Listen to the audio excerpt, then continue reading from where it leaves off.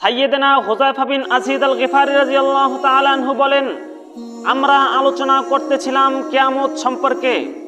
রাসূল সাল্লাল্লাহু আলাইহি সাল্লাম জানতে চাইলেন, মা তাযাকারুন, তোমরা কি নিয়ে আলোচনা করছো? আমরা বললাম কিয়ামত সম্পর্কে।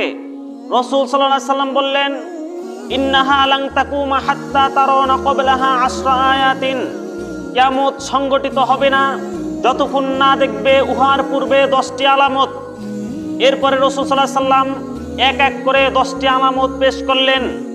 1 ধোঁয়া, 2 দাজ্জাল, 3 দাব্বাতুল আরদ, 4 পশ্চিম দিক থেকে সূর্য উদয়, 5 আসমান থেকে ঈসা আলাইহিস সালামের অবতরণ, 6 ইয়াজুজ মাজুজের আবির্ভাব, 7 প্রাচ্যে ভূমিধস, 8 পশ্চাতে ভূমিধস, 9 জাজিরাতুল আরবে ভূমিধস, 10 ইয়ামান থেকে প্রকাশিত আগুন, যেই আগুন গোটা পৃথিবীর মানুষকে বিচারের মাঠে সমবেত করবেন। সম্মানিত হাজিরিন, বলেছিলাম 1 নাম্বার ধোঁয়া, কিয়ামতের পূর্বে গোটা পৃথিবী ছেয়ে যাবে ধোঁয়ায়। 2 নাম্বার বলেছিলাম দাজ্জাল। দাজ্জাল সে কে? সে এখন কোথায় আছে? সে কি করে?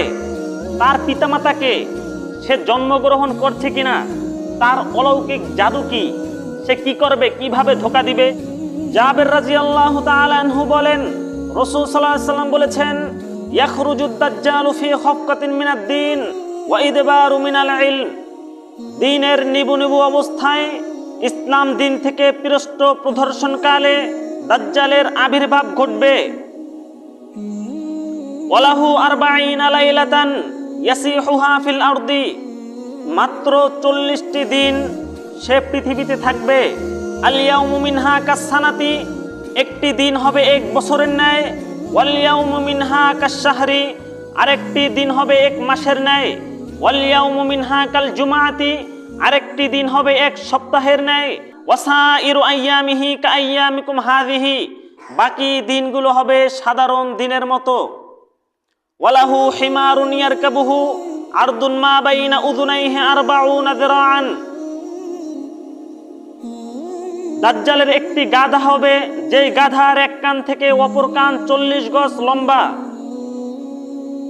ফায়াকুলু লিন-নাসি আনা রাব্বুকুম, সে মানুষকে বলবে, আমি তোমাদের প্রতিপালক।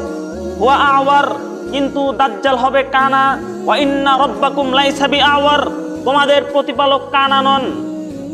মাকতুবুন বাইনা আইনাইহি কাফিরুন, দাজ্জালের 2 চোখের মাঝখানে লেখা থাকবে কাফির।